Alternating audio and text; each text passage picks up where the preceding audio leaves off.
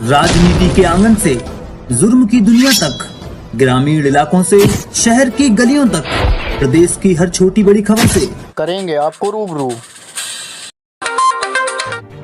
नमस्कार, आप देख रहे हैं राष्ट्र भारत समाचार। मैं हूं अर्जुन मौर्य। आपको बता दें, इस वक्त सबसे बड़ी खबर आ रही है। जनपद सीतापुर के ब्लॉक खैराबाद में शक्ति सम्मान समारोह का आयोजन किया गया, जिसमें मुख्य अतिथि के रूप में मातृ शिशु कल्याण विभाग उत्तर प्रदेश के राज्य मंत्री मयंकेश्वर शरण सिंह उपस्थित रहे, जिन्होंने सभा को संबोधित करते हुए कई बातें कही।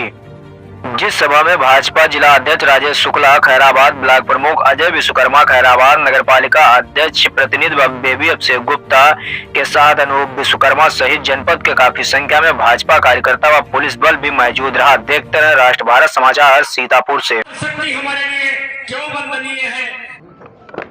दो कार्यकाल से आदरणीय प्रधानमंत्री नरेंद्र मोदी जी ने जिस प्रकार से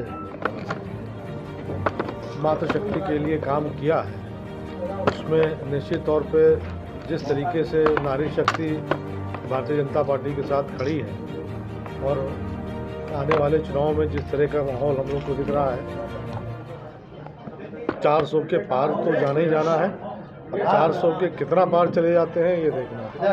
अब 400 पार का नारा दिया है मोदी जी ने। 370 सिर्फ बीजेपी को, मतलब ये नारा दिया है 370 बीजेपी जीतेगी और एनडीए 400 पार। 370 भी पार करेंगे हम लोग निश्चित तौर पर, इसमें कोई दो नहीं। क्या मानते हैं अन्य विपक्षी जो हैं इस समय कहीं ना कहीं भयभीत हैं, क्योंकि उनमें टूट मची हुई है महागठबंधन।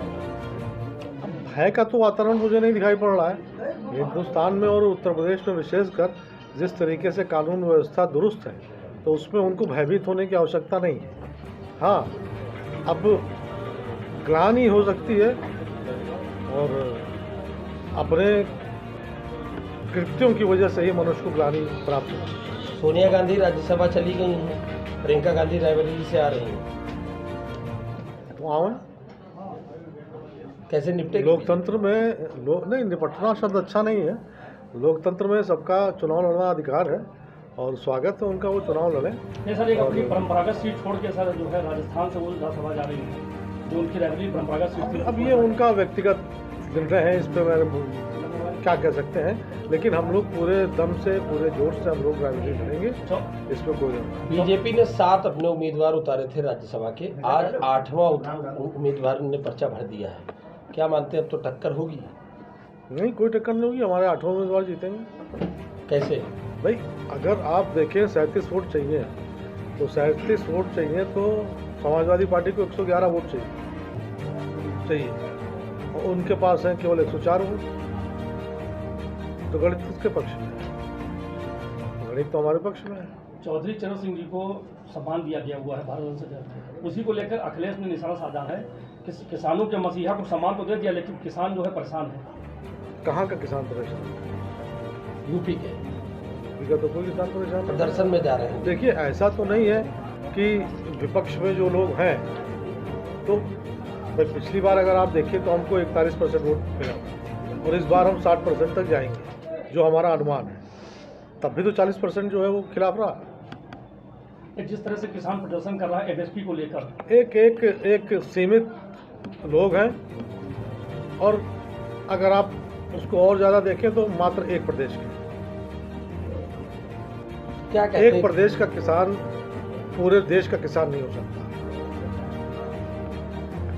इसी को लेकर जो है कांग्रेस ने बीजेपी पे निशाना साधा हुआ है कि जब 2014 में चुनाव हो रहे थे तो नरेंद्र मोदी जी ने अपने मैनिफेस्टो में कहा था और वादा किया था कि हमारी सरकार बनेगी तो हम एमएसपी लागू करेंगे। तो एमएसपी तो लागू हुई है, कहाँ थी? नहीं लागू। किसने कहा दिया एमएसपी में? किसी की तो मांग, उसी को तो मांग कर रहे हैं किसान। एमएसपी की गारंटी चाह रहे हैं। एमएसपी तो लागू हुई है, एमएसपी की गारंटी चाह रहे हैं। और पिछले अगर देखा जाए 8 सालों में, 9 सालों में एमएसपी दुगनी हो चुकी है, चाहे वो गेहूं की हो, चाहे वो आपका धान की हो, और मक्का, बाजरा, ज्वार, मूंगफली, अरहर, मसूर, आलू, मूंग, इन सब की एमएसपी तो भारतीय जनता पार्टी की सरकार में 2 साल से शुरू हुई है। ये हमारी उत्तर प्रदेश की सरकार खरीद रही है। बीजेपी नारा देती है मोदी की गारंटी, तो क्या मोदी जी एमएसपी की गारंटी देंगे? नहीं, गारंटी जो संवैधानिक चीज़ें हैं उसकी दी जा सकती है। आप कोई असंवैधानिक कार्य कहिए, उसके लिए गारंटी दे दें, तो ये तो नहीं हो पाएगा। तो सीतापुर के लिए क्या कहेंगे, क्योंकि अब चुनाव काफ़ी नज़दीक है और अभी अगर देखा जाए तो सीतापुर में एक पूर्ण लोकसभा है और आंशिक 3 है, और मुझे नहीं लगता कि अब जो, अगर आप शब्दों का एक पुराना नारा था कोई नहीं है टक्कर में, तो निश्चित तौर पे आप ये मान के चलिए अप्रैल मई जून तक चुनाव होंगे तो पूरे प्रदेश में कहीं कोई टक्कर वक्कर में रहेगा नहीं। जैसे जैसे चुनाव पास आता जा रहा है, अखिलेश का सभी लोग साथ छोड़ रहे हैं। पहले जैन चौधरी साथ छोड़ दिया, विधानसभा को लेकर जो है पल्लवी पटेल ने भी साथ छोड़ दिया। वो कह रहे हैं कि हम उनको वोट नहीं देंगे। जब भगवान ने साथ छोड़ दिया